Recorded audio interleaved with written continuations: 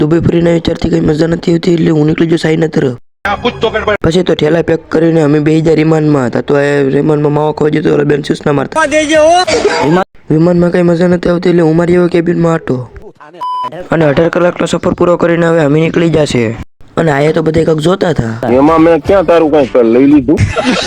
સાઈના પૂગી જો ને ઘર હોરી ટ્રેન છે. એથી થોડા આગળ આવ્યા તો એ 10 વાળી માળવાળી બસ હતી. એટલે ભેગા કરજો કાકા. આજે હું ક્યાં ના પાડું. સા પીવા જાના ભાઈ તો સા દેવાની જ ના પાડતો. પાછા બસમાં બેહીને આવી જા ગ્લાસ વાળી બ્રિજે તો કાકા ચાલજો પડી નો જતો. સાંજે સમણામ લઈને પૂગી જા મોટી દિવાલે. કાળુભાઈ તો અહીંયા ઠેકડા મારે ચાલ્યો. મેં ક્યાં તારું કઈ લઈ લીધું. અહીંયાથી આવીને પછી આ હાથવાળા ટેક્સી પર આવી જાય. કાળુભાઈ ઠેકડા મારતા. આ એકઈ સાઈના નામ નતા આવડતા કેમ કે સીમ સોમેથી જ ચાલુ થતું.